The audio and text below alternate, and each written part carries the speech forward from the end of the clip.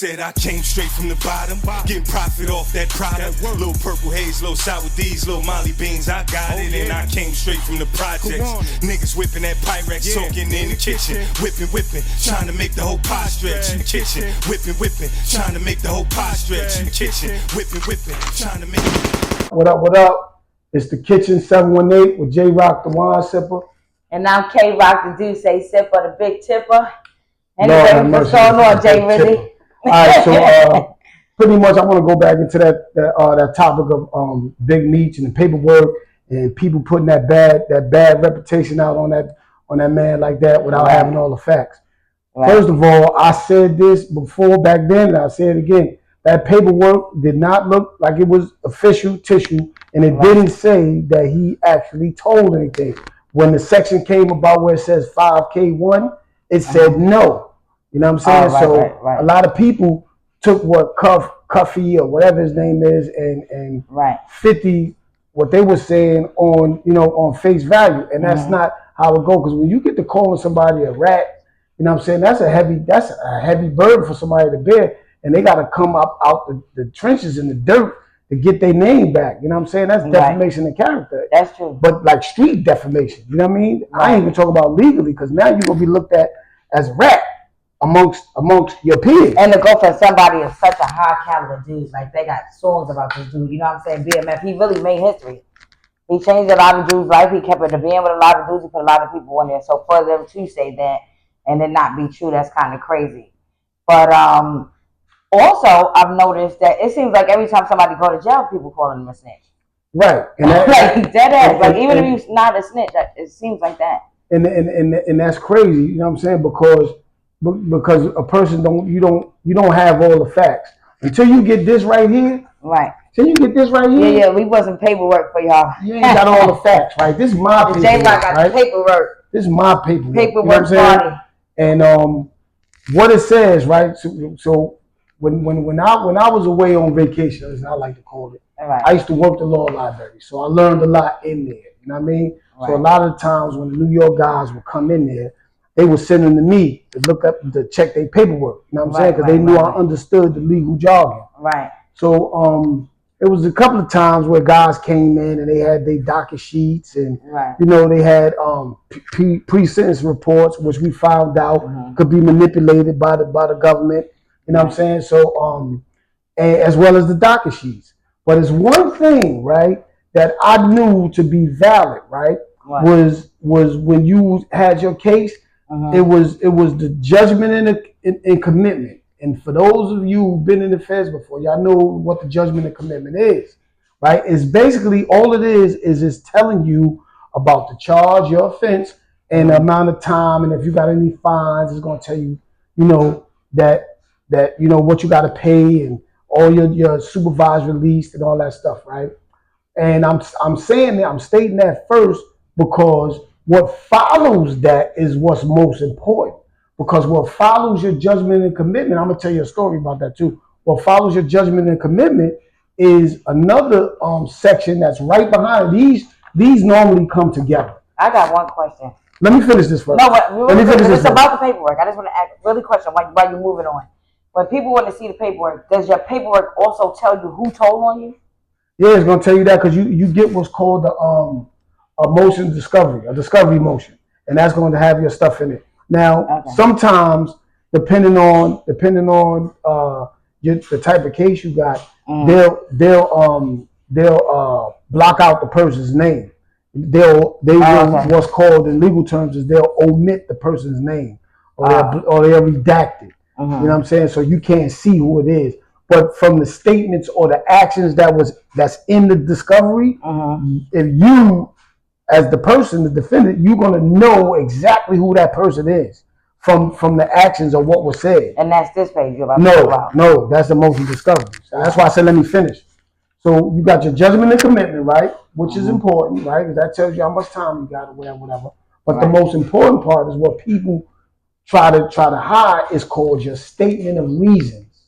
Now, I'm going to get up close to the camera so you can see it. On this paper, when you go to the very next sheet, right, the second to the last sheet, right, they have what's called like sections, right? You got your variance sections, and you got reasons for the variances and the sentences imposed and pursuant to motions and all that, right? At the very top of this statement of reasons paper, it says this is the variance from the advisory guideline range, right? Pursuant to a plea agreement. It says based on a 5K1 motion of the government based on the defendant's substantial assistance. That's the very first line right here. If you got an X right there, you told. Now, this is my paperwork. All my X's is down here, right? Which is the sentence imposed was reasonable and which gives the reason why the sentence was imposed on me and why it was reasonable. But there's no substantial assistance. So, and Meech got the 5K. No, Meech don't have none of this either. No, I'm saying but that was his plea, the same kind. No, it just tell you in the plea if you got a 5K1, it'll be on this paper. Oh, that's what I'm saying. So 5K1, that means you snitched. That means you read it. Right. Okay. Because you got 5K2.7, you got 5K2.1, 5K2.2. You got all kinds of 5K. He don't have the 5K1. He don't have 5K1. But I didn't understand when I was calling him a snitch if they said the girl was trying to work something out so he could get his less time. That means she's a snitch. Now, wait a minute. Right? We're going to touch on that, but we got to go through one thing at a time. So that's what that means right there. So whenever guys used to come to me, right? Let me get to this part. So whenever guys used to come to me, right, and I would be in there, I would tell them this, right? They'd say, "Oh, I got my docket sheet, and I got my PSI, and I got this and that, right?" And I'll go over it, right? And I look, if I didn't see nothing, pertaining to them being a rat, I say, "Well, go get me your statement of reasons." And they look at me like, well, "What's that?" And that's I say, "No, because the way you got to say it is give me the statement of reasons." And then they'll say, "Well, I don't know what that is." Then you say, "Well, bring me the judgment and the commitment." It'll be right behind that because they come like this. It comes to you like this. That's how it comes. Right. And then they'll bring me just the judgment and commitment. And then I'll be like, well, where's the statement of reason? Because this is only going to tell me your charge and how much time you got. Which is the one that tell you the statement of reason? The statement of reason. As if you snitch. Right. That's going to be right behind this. Right. The judgment and commitment. So they'll try to get slick and only bring with the first sheet. Right. So now, they'll get slick and just bring that. So now I'm going to get right up on you so you can see. Right. That's what it says, right? That's me. And then it says, hello? That's what it reads out right there. Yeah. That's the 5K1. If you got an X up there, then you told. This is me down here. The only X's I got was down here, saying that my sentence was reasonable because of my record and offense. So you can almost guarantee, I can guarantee you, I've never told on anyone. You know what I mean? So that's how that works. But and once again, this is called a statement of reason. Right? So a lot of people get to talking about, federal cases and this person is a snitch and that person did this, but they don't be knowing. They just be talking because they got lips. Is but what I people like to be snitching in the state too, though. Yeah, and they got paperwork for that too. Right, but it's different paperwork from the feds, right? But they got paperwork. It's different paperwork. Yeah, that's what I'm saying. It's different paperwork. But they got paperwork for that as well. You know what I'm saying? So with that being said, so you or Meech, you don't feel like he is snitch? Oh no, he didn't say that. So now I think 50 Cent started that shit. He did, and so now let's talk about the guy Cuffy. Now they saying that he told. Yeah, you know what I'm saying? They trying to figure out how, if you a murderer and a robber, right? And why did you get the amount of time you got? And why he ain't show his paperwork? You see what I'm saying? You see what I'm saying? Yeah, he ain't showing his. So it's all type of scenarios. But I do know that you got a lot of lawyers, a lot of law enforcement officers, and people that just know the law coming out saying that Meech did not. He ain't a robber. And they ain't say nothing about his brother. Right. His brother came home before him. He stood firm. You see what I'm saying? So right. It's people should not do that. You should not put that label on anybody that it don't pertain to. It seems like once you get locked up, everybody's a snitch. Straight up. You know they don't even know if you're gonna get it. So right, go ahead and finish your thought. No, I'm gonna say it just seemed like somebody, as soon as you get locked up, they're like, oh, you're a snitch, you're a snitch. They don't know what the charge is. With the feds in the state. I'm gonna tell you, like, for me, right, being in the lifestyle I've been in, I done been in the state and the feds. Right. One thing about it's just something about going in a federal courtroom as opposed to going into a state courtroom. The federal courtroom, when you first enter that joint, first of all, it's cold. It's like it's lifeless. It's like it's pure evil in that joint. Yeah, because it's crucial. You know what I'm saying? Like you go in there, it's cold. It's like you can't even really speak on that, sis, because you ain't even experienced it. But I've been in your court. Yeah, but you went to the court, every prison you was ever in. but not on that level, like where you had. No, well, I've gone through. I don't want to go through that. Right, so it's like you know, the state. You go in the state, you be like, all right, state, go ahead, build these people, blah blah. But when you walk in that federal courtroom, and the level of evil and cold that just come over you, it's like I can't even. It's unimaginable. Well, like, it's a man down situation because you know 2 things. One, they got a 98% conviction rate. So what's the odds of beating them? Then number 2, the feds is slick. They don't say this. Is what I hate about them. They'll be like, okay, well, hello, such and such, da da da. We sentence you to 264 months. So in your head, they try to play you. In your head, you think like that's feasible. Like I got a little bit of time. But when you get back to when you go and you start counting shit up and start adding them into years, you will see that they drag you.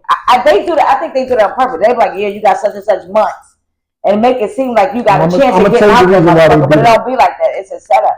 I'm gonna tell you. Well, the reason I don't think it is. The reason the feds sentence you like that to months because the feds is like it's a corporation, and so they look at it as you a business and they're the corporation, and so it's almost you got to look at it on the lines of. Like you're paying a car note or a mortgage, so they do it on a monthly basis because it's a deal, it's a business arrangement. So that's why why they give out their time in months.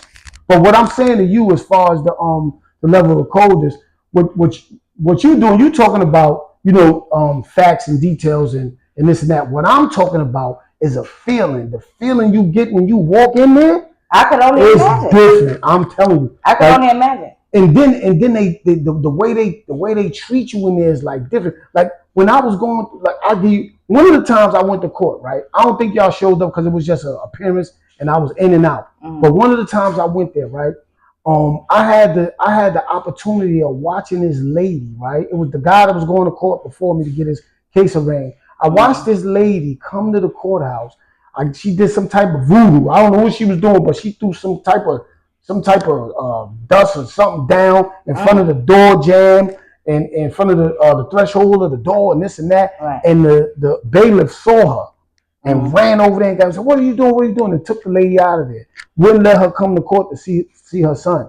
You know what I'm saying? They kept her out the courtroom. And I was like, did it help his son? No, he got remanded. He went back. You know what I'm saying? It was just. Some people believe in that voodoo. It was just a parents to get arraigned in the parents. So we got arraigned or whatever. And then I was asking him, he was like, yeah, my mom believed in, the arts of magic and blah, blah. And she probably, you know what I'm saying? He was like, you don't feel, and then that's when, I became aware. I was like, yo, I thought it was just me. Like, it's just a creepy, eerie feeling when you go in the federal court. Because the chances of you coming out is slim to none. You know what I'm saying? I just, like the state, I've seen a lot of people beat the state. They go to trial with the state, they beat it. You know what I'm saying? The feds, you go to trial, that's your ass. They smoke your boots. Right, but now, that's something that I wish they could change. Like give me a fair shot. As far as with the feds, like I said before, there's really not a fair shot. They the biggest gang in town. Yeah, exactly. So when you talk about your Bloods and your Crips and your this and your that, they the gang. They the gang for real. Right. They gonna knock your head off. Right. You know what I'm saying? So with them is really no wins unless they feel like letting you rock, and then you got to think if they let you rock, that means they must be working on something bigger to get you in there to keep you in there. So you got to be mindful out there. But they slick too. I noticed this a lot, and a lot of people that I know went to the feds. I've noticed the feds come get you, and they build their case while your ass is in there. For a lot of people, like big kingpins and stuff like that. When it's a group of people, like if they can't get y'all to tell on each other. They start building stuff. They start getting evidence and this and that. And I just feel like it's just my personal opinion that they build the case while you're inside. Like, I don't even think they be having half of the shit they said they got. Like, the wiretaps and stuff you listen be staticky, all of that. They be having it. Yeah, but it's staticky, right? So I think they go to people, and when they sit, the people that snitching on the other side, they start talking them football numbers. That's when the shit hit the fan. Oh no, They slip. I think they build their case on a lot of people while you inside. I don't think they be having all the evidence that they said they be having it. I think they have some of it. They be having it. Like, but them wiretaps and shit, them shits they be staticky. And technically, it's really against the law to even do that. No, see, there you go. A lot of people. See, a lot of the average person is misinformed of the law. You see what I'm saying? That's why you gotta do your research. You're supposed to get permission and stuff like that to do what? To be tapping people. No, it ain't. Not since the Patriot Act. Well, see, that's something. Yeah, that's why I said you gotta know the law. But like, I want to talk to you about this real quick since we talk about snitching. We talk about Big Meech. You know, Big Meech. I don't know him, but I've been around him a long time ago in Atlanta. He's a cool dude. Did whatever he did. Now I seen on here the guy 607. First he came out and said he was a snitch. Now he's up here saying that 50 Cent paid him to say that. I believe that. I can believe that. So it's just like, I feel like at the end of the day, like for somebody to go try to sabotage a person, first, the thing that gets to me is like, okay, we cool, you my dude, we making money. He made money with his life story. Now, if he take a picture with Rick Ross, you say, oh, he's a snitch, he's this, he's that. Like, that's childish to me. And that's defamation of character. For you to put that out there on somebody, this goes for the whole world. That's even a regular street dude. For you to say that somebody's a snitch, that is just like such a bad thing to put on a person. You see what I'm saying? Oh yeah, I know it is. But what I told you when I first heard about it, right? I told you. See, a lot of people. Matter of fact, Tony Yayo, right? He was on Mav Hoffa. Yayo said it best. Like, if you don't know 50, that's what he do. He caused controversy. He always been like that. So that's why I said in the previous episode that nothing that he do surprises me. But I think content and all that making money is cute to a certain extent. When you start fucking with a nigga livelihood and putting snitches out there, it's all funny games. All right, cool. But also, I feel like ain't nobody really challenging him but Rick Ross. You gotta end. He's ending dudes' careers and shit. Like when 50 come at you, he come at you hard. Right? He's doing that. But Rick Ross, for some reason, he comes back. That's his competition. He did it to Fat Joe. Jabba, all of them. Rick Ross fat ass going toe to toe with him. Yeah, so now, look, but at the end of the day, right? Yeah. 50. He ain't out that that's what he does. He's gonna cause controversy. Oh yeah, and before we let this one go, go ahead and tell me I was right. I just said no. Because we said totally different. Go ahead and tell me I didn't right. say that. I saw what's the dude? Freaky Zeke saying that him and Cameron and Jim Jones did that to make money, right? I did see that, but however, they still really got beef. But they said they did it. He said Cameron's show went to #1, Jim Jones' song went to #1, and you did say you think it was about money, but they are beefing though.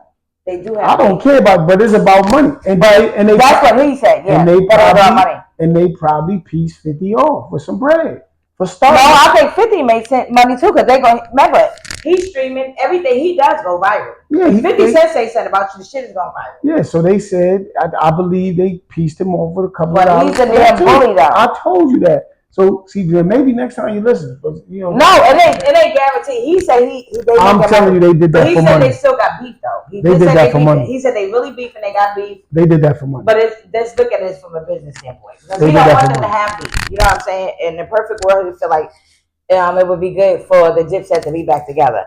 But he is saying that it's pertaining to money and you know. And then you know, Jim Jones. First of all, let me say this, right? I'm really not a Cameron fan, and I'm not a Jim Jones fan. I'm not a Dipset fan, period. Right, that makes sense. Okay. Now, there's only certain songs that I like. Mm-hmm. Maybe one song by Cameron, one song by Jim Jones. Right. I don't like none of Jules Santana music. That's just my preference, though. That don't mean I don't like the person himself. You know what I'm saying? They probably cool people, but I just don't like the music. I like what I like, and that's just it. But as far as like them going at each other, they've been friends too long, so it's a brotherhood. So I knew it's a money grab. That's all it was. You know what I'm saying? And then they could keep saying, "Oh, they really beefing, because they gonna squeeze as much money out of the public as they supposed to. But even if they are beefing, right? They beefing is working out in their favor. You know what I'm saying? Sometimes people fall apart. You know what I'm saying? Like nothing is always perfect. Sometimes people they got groups like we talked about, they fall apart, which is fine. But as long as we still eat and we get money, we ain't gotta speak to each other. You ain't gotta like me, I ain't gotta like you. Let's just keep it business. Like when it goes to the streets, that's when it become a problem. The only thing I don't like, right, and that's the part I was going to mention. That's when it becomes a problem. I don't like the fact that innocent people who probably they mess with G Unit, and they mess with Dipset, and they mess with Cam. Some mess with Cam, some mess with Jim, and then they wind up doing senseless stuff, and then they get hurt. I'm gonna talk to you about something. That's the problem with me. Really quick before we wrap this up, I got to talk to you about something. So recently I saw, and it's probably on our up now on our platform. Charleston White. I'm gonna talk to you since we talked about snitching.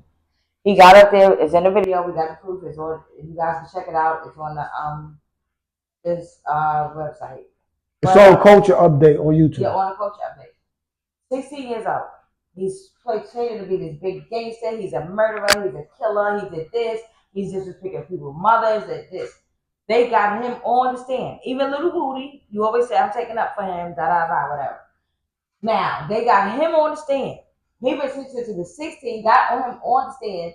He lied and said he was the one that killed the cop. And he didn't. It was the friend, and the guy was a security guard. He got up there, said the guy, he was like, yeah, what did he do? He shot him. What did he do after he left? How do you feel about that? Like, he's calling everybody snitch. He's the biggest rat. He's been snitching since he was a kid.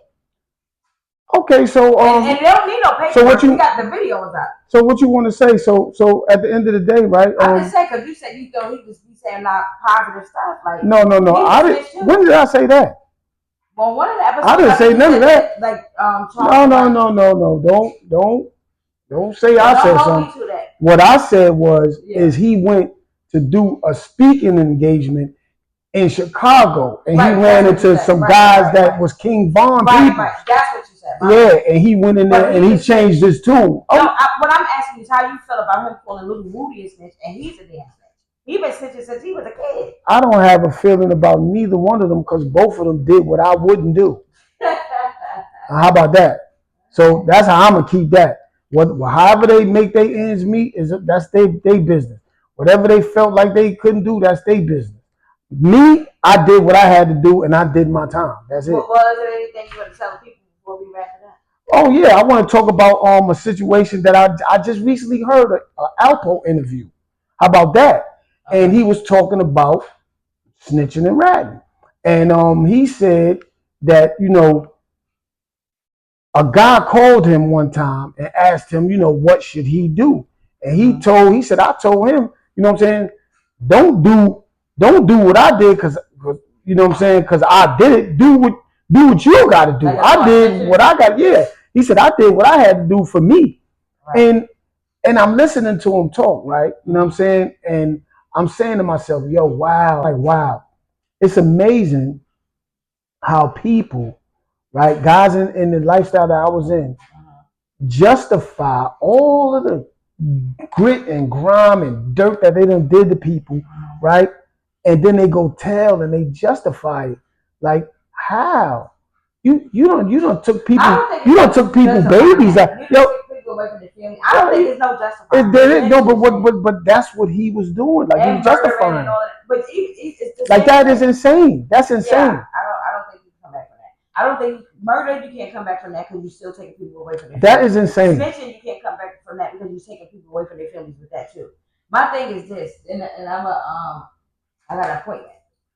My thing is this. If you really think that you're a street person and you want to live in the streets, just like they say, you live by the gun, you die by the gun. You want to be the street, you got to take these consequences that come with it.